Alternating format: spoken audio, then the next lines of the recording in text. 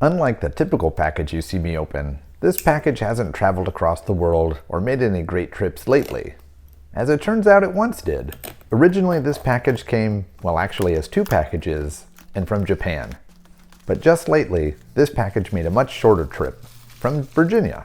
I recently sent this watch off for service. Actually, these two watches. You'll notice during this video there are two watches in this box, but there's really only one that we're highlighting. I'll explain that a little later.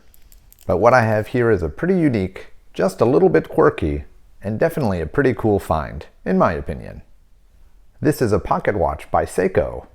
Actually, King Seiko. Welcome to another episode of Pocket Watch Time. My name is Patrick W. And on today's episode, we're looking at a pretty peculiar pocket watch. Usually, I'm going to show you a pocket watch from the American companies, Elgin, Waltham, maybe a Hamilton. But today, we're looking at a pocket watch from a not-so-common brand in my collection, and that's Seiko. And particularly, in this case, King Seiko. So while we take a look at this watch, let me tell you a little bit about the King Seiko brand.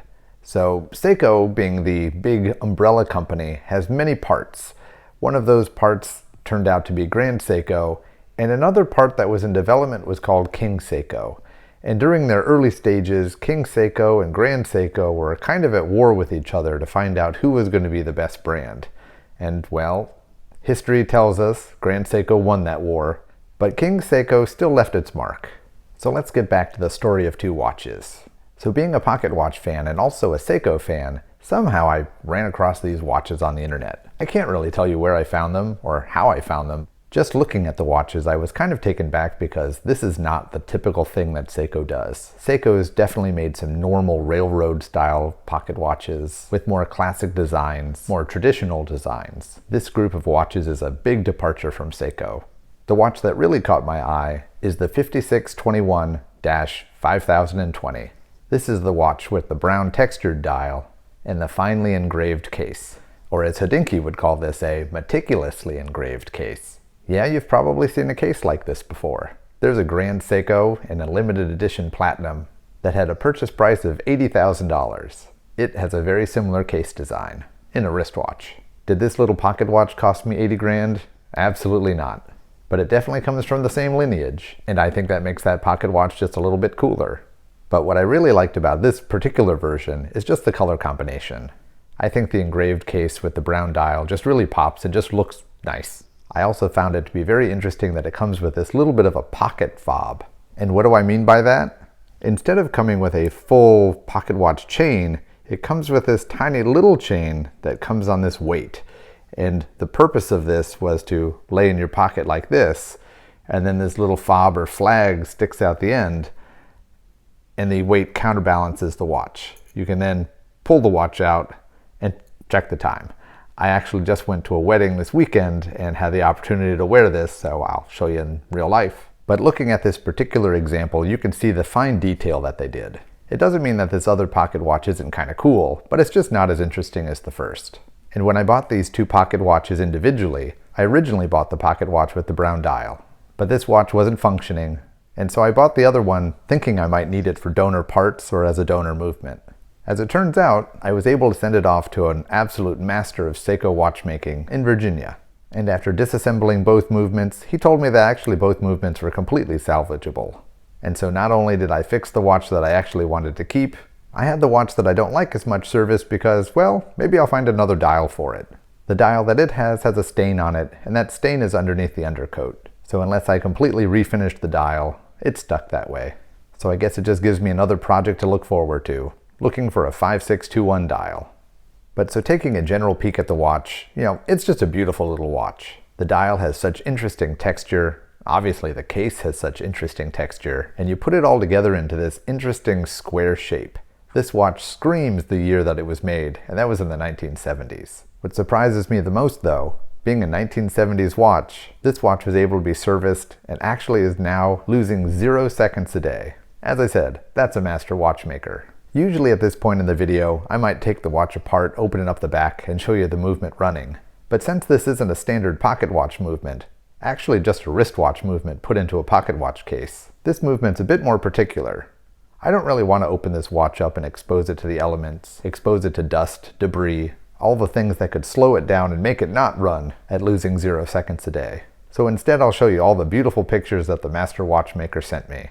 He cataloged the disassembly and the reassembly and sent me some really cool photos. So if by chance you've got a neo-vintage or a vintage Seiko and it needs some repair, reach out to me. I don't want to drop his name here in the video. I'm not sure if he wants me to advertise for him or not.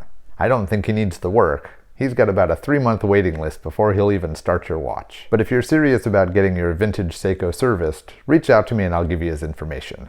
As you can see from these photos, he does an absolutely excellent job. Not only does every piece of this watch look brand new, but as you can see from this wonderful time grapher, this watch is perfectly regulated. This 50-year-old watch is more accurate than some of my brand new watches.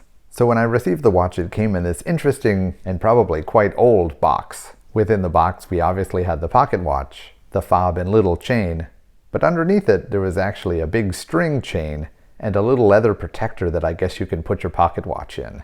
I'm not sure I'm ever going to use these extra parts, or definitely this box, but it sure is fun to get the whole package all together.